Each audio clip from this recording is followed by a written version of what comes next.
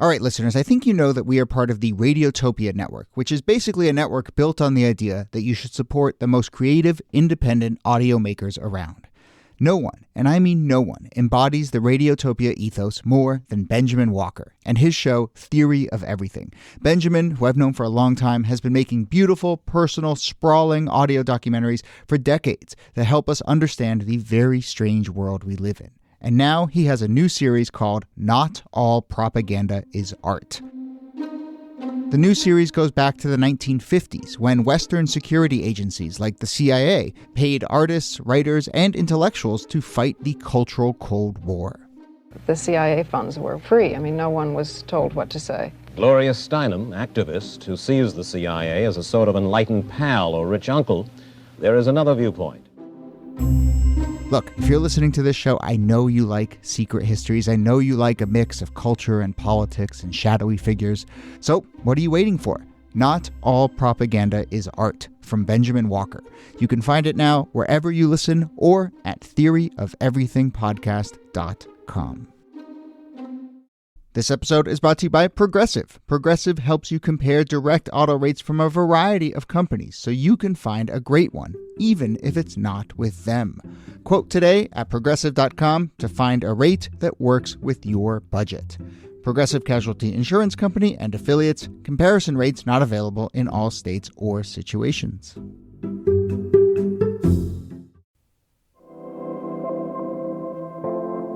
Hello and welcome to This Day in Esoteric Political History from Radiotopia. My name is Jody Avergan.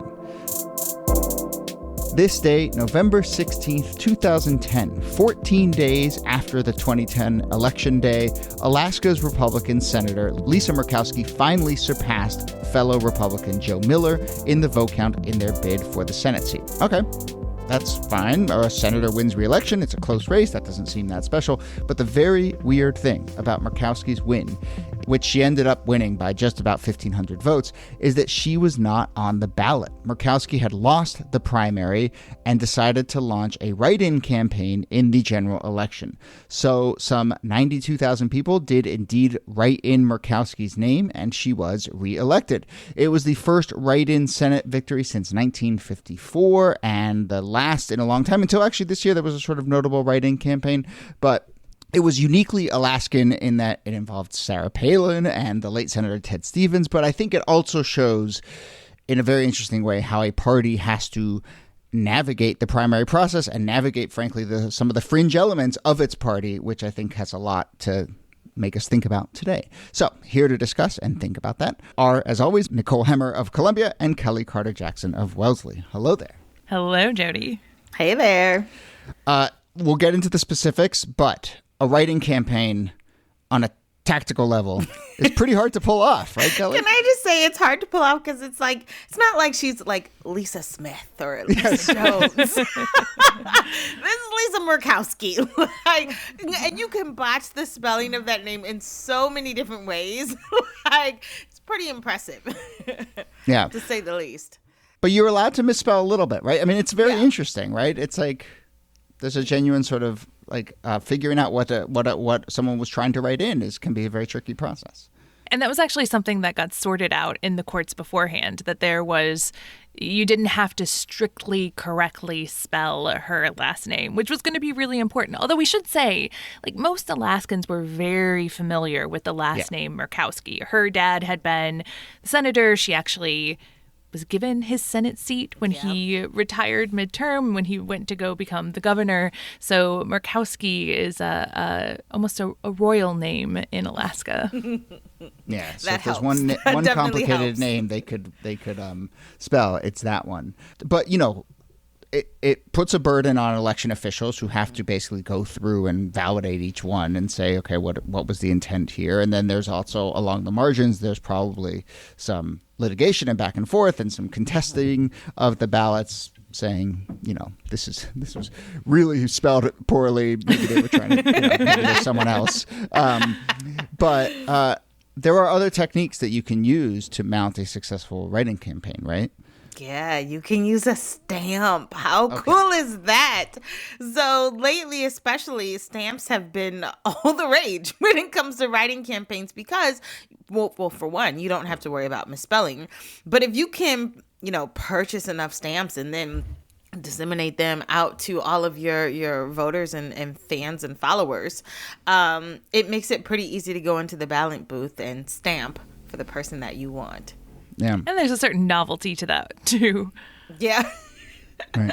I don't know what to make of the stamp thing. I suppose it's, it certainly makes it more efficient to do a write-in campaign. I have this notion of someone really being sneaky about swapping in a different stamp, right? And saying, oh, this is a Murkowski stamp. And then it's actually someone else's stamp. And maybe that's the way. That's the sneak-in campaign underneath the write-in campaign. But that's any political strategist out there listening can take that tip and run with it and see if you can pull it off. But, to state the obvious, a lot of people go into the ballot booth and they just vote their party, right? And so the fact that Miller is on the ticket as the GOP candidate is a huge advantage. And so even with Murkowski's name recognition and, pretty quickly after the primary announcing, you know what, I'm going to mount a write-in campaign and having a lot of establishment backing, even with all that, it's a huge hurdle to overcome just simply not being on the ballot. Yeah, absolutely. Yeah.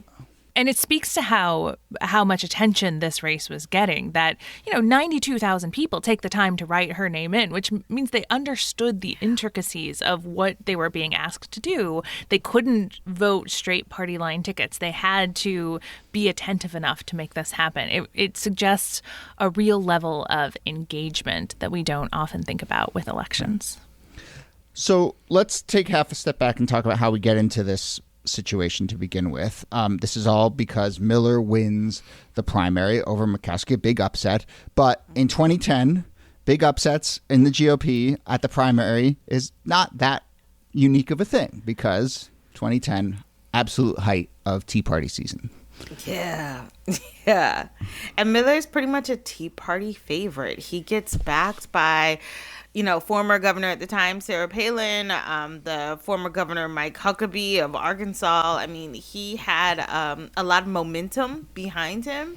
And I think in a way that, showed that he might have an easier path toward victory than Lisa Murkowski would. But it's interesting how, his support for states' rights and tax and spending cuts, it resonated with a lot of people. So he had a base to draw from, that's for sure. And there was this kind of throw the bums out spirit, right? That you were striking back at the Republican establishment. And he had every reason to believe that if he won the nomination in the primary, he was going to win this. Nobody ever talks about Scott McAdams, who is the Democrat who won the nomination, because nobody thought that a Democrat was going to be able to win this Senate seat. So it was supposed to be an easy ride to victory. But as we saw again and again in places where Tea Party outsiders overthrew established candidates, sometimes those Tea Party political neophytes were not ready for prime time, and it really upended a lot of races. Who was in O'Donnell in Delaware? That's a future O'Donnell episode. in Delaware, yep. She had, which, Sharon Engle in Nevada. There's a lot of future episodes in this topic. Yeah. I mean, obviously Sarah Palin in 2008 was when she was the vice presidential candidate. Niki, just give us a sense of what her standing as a political figure is by 2010. She still has enough juice to help propel Miller.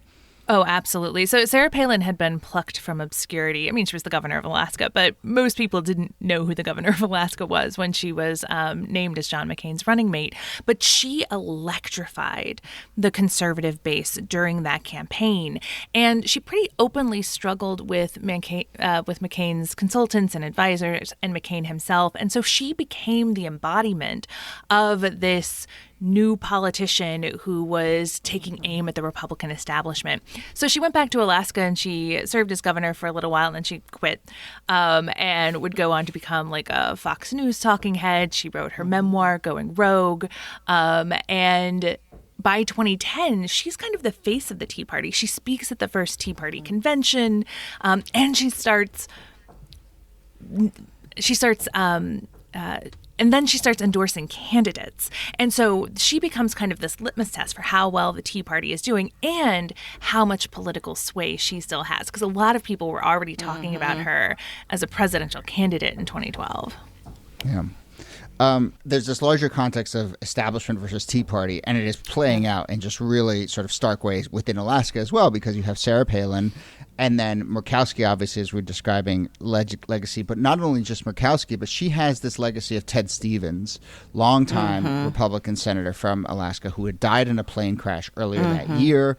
Someone actually sent us an email asking us to do an episode about the history of plane crashes in Alaska, which there are many, because that's how you get around in Alaska, is on these small planes. And so a lot of politicians have been in plane crashes. And Ted Stevens had died earlier that year, beloved figure, and someone who had kind of endorsed Murkowski. And Murkowski kind of picks up the legacy of Stevens, but also has to walk this interesting line, because obviously he had just died and she didn't want to be seen as exploiting his memory. I think she made a smart call to not run the commercial that he did endorsing her, because she could have easily said, "Oh yeah, we're gonna run this commercial and let it remind people that he endorsed me." But thankfully, I think she took a more careful and sensitive approach. But people still knew that was her mentor, and that they had this relationship, and that he was supportive of her. And I think that tragedy and that memory also propelled a lot of people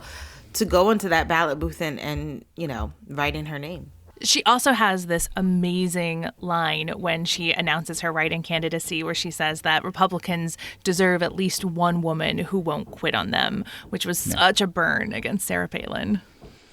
We certainly are, focusing on Murkowski's successful campaign as write-in. I think Miller also, as we were hinting at, not really ready for prime time. He has a bunch of ethics scandals which come out. There's stories that he had he had private security, had handcuffed journalists. He says some line where he praises the East Germany border control policy or something. I mean, there's just, The lights are shining bright, and it's not looking so good for Miller, and he's feeling the pressure. And, he actually at one point drops to third.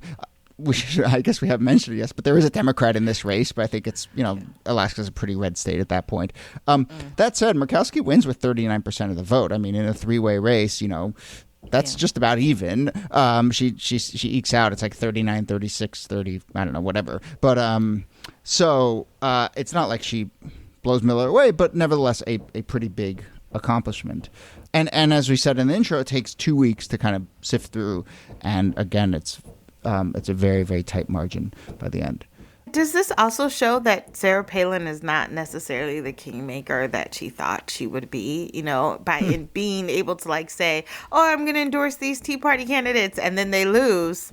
Well, maybe you don't have the cachet that you think you do. Yeah. And doesn't have the cachet in her home state of Alaska. Yeah. Which is a pretty weak position to be in. That's the real burn, right? Yeah. It's not that you couldn't pull it off in Nevada or whatever. You can't pull it off in your own home state. That's a problem. Right. And we'll do some Sarah Palin episodes, but I mean, I think the probably next stop for her after this is it's pretty quickly to reality TV for her after this. So, yes. Sarah Palin's America, folks. Yeah. I do want to end a little bit with some thoughts on, this as a story that shows that it is possible for a party to reject or moderate or whatever, even after it kind of steps in it, to moderate and reject the sort of fringer elements of its party. And I think, frankly, we're seeing some of that happening even right now on the Democratic side. I mean, actually, there's a sort of notable write-in ballot in the news right now because a socialist, India Walton, won the primary in Buffalo for mayor, and then the incumbent Democratic mayor launched a successful write-in campaign. And I think to many people, they would say, well, that's a sign that the party kind of realized it caught itself going too far, and it was able to moderate. And 2010 is not that long ago. A lot of the same forces are still out there, but it seems like the GOP, at least, has lost the ability in many ways to moderate. But I think this is a lesson in the fact that you still can do that. Well, I mean, the underscoring that the GOP was forced to moderate, because when Joe Miller won the nomination, everyone from Mitch McConnell on down supported him and told Murkowski not to run her write-in campaign. And it was the voters who sent Murkowski back to Congress. And so it's not just about the party leadership asserting itself, it's the voters. Right. Right. And maybe it's a unique scenario in which Murkowski knows she has such name recognition and is beloved that she's not going to feel the wrath in a way that someone now might if they try and cross the big red Donald Trump line. Yeah, certainly. Okay. Well, that brings us to the end of the episode. I should have said we've gotten a number of requests to do this write-in vote for Murkowski, so thank you to everyone who requested it, and keep those coming. We really love doing episodes that are suggested by listeners, so you can email us thisdaypod@gmail.com. Their own write-in campaign. There you go. Yeah, Writing, yes. Just make sure you spell everything correctly or use a rubber stamp. Okay. Nicole Hemmer, thanks to you. Thank you, Jody. And Kellie Carter-Jackson, thanks to you. My pleasure. Harry, this was a huge uphill battle for Lisa Murkowski, who was urged by Republican leaders not to wage this campaign after she lost her primary bid. She had to convince Alaska voters to write in her name in huge numbers, and it appears she was successful.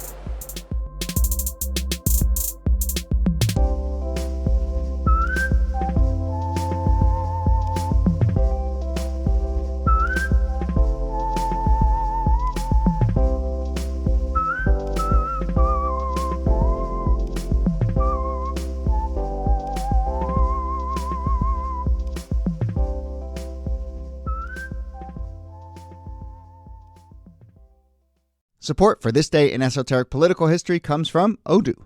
What is Odoo? Well, Odoo is an all-in-one management software with apps for every business need. Odoo has apps for CRM, accounting, sales, HR, inventory, manufacturing, and everything in between.